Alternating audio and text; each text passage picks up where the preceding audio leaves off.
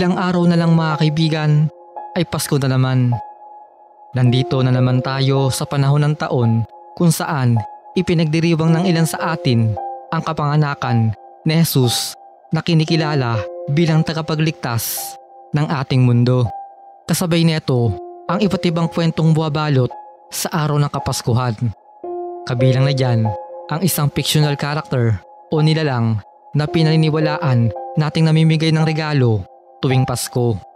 Sigurado ako na kilala na siya ng halos lahat ng tao sa ating mundo.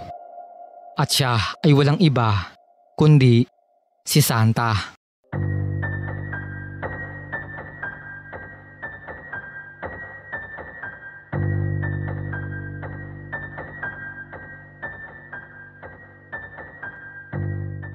Mga kaibigan, kung papansinin niyo ang kapaligiran tuwing Christmas season, ay di ba parang mas excited pa ang ilan sa atin kung ano ang matatanggap nilang regalo mula kay Santa kaysa sa mismong selebrasyon ng kapanganakan ni Jesus. Ang maiwaga dito ay alam nyo bang may mga kwento-kwento tungkol kay Santa Claus o Santa Claus na nagkasabing siya ay isang demonyo. Tama ka nang narinig kaibigan, at para sa dagdag impormasyon ay pakinggan mo pa ang mga susunod kong sasabihin. Kung susuriin nating mabuti ang pangalang Santa ay mapapansin natin na isa pala itong anagram na kapag iniba natin sa ayos ay mabubuo ang salitang Satan. Hindi lang yan, dahil ang Claus sa pangalan niyang Santa Claus ay isa uling anagram na kapag iniba rin sa ayos ay mabubuo naman ang pangalang Lucas. Para sa mga di nakakaalam, ang pangalan Lucas ay isa sa napakaraming pangalan tulad ng Luke o Lucius na ang ibig sabihin ay Lucifer. Sabi ng iba mga kaibigan, si Santa Claus daw ay isang santo na may pangalang Saint Nicholas na binansagan bilang patron saint of children.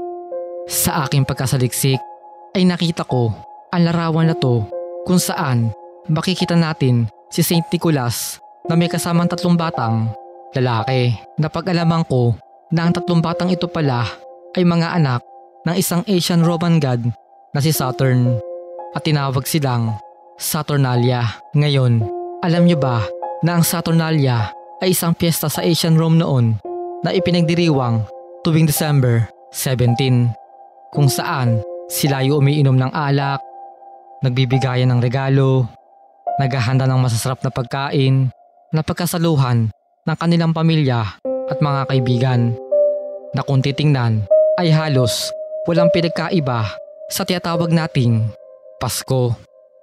Balik tayo kay Santa Claus mga kaibigan.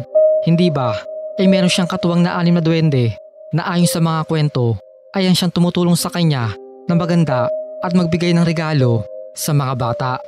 Ngayon, kung babalikan natin ang kasaysayan ng mga duwende ay makikita natin na sila ay gumagamit ng itim na mahika o witchcraft na alam naman nating lahat na hindi katanggap-tanggap sa turo at mga aral ng Kristyanismo. Dahil sa mga impormasyon na to ay nagkaroon ng mga ekspekulasyon na nagpatibay lalo sa argumentong si Santa ay Satan dahil siya raw at ang kanyang mga kaibigang duwende ay demonyo. Mga kaibigan, kumpara sa iba ay sa itong napakasensitibong usapin ay laging pakatandaan na mga binanggit ko ay mga konspirasi lamang. Ibig sabihin hindi pa napapatunayan. Pero kahit pa ganun ay hindi natin maikakaila na mga bagay na to ay konektado sa isa't isa na dahilan upang hindi natin isara ang ating isip sa mga pangyayaring mahirap ipaliwanag. Ngayong Pasko mga kaibigan ay sulitin natin ang panahon upang makasama ang ating mga mahal sa buhay at ipadama sa kanila kung gaano sila kahalaga sa mundong to. Ikaw kaibigan, naniniwala ka ba sa konspirasi na to? I-comment mo ang iyong opinyon at magkakasama natin yang pag-usapan. Kung ano man ang kasagutan at tunay na dahilan, dapat nating tandaan na sa ating mundo, lahat ay may nakatagong misteryo.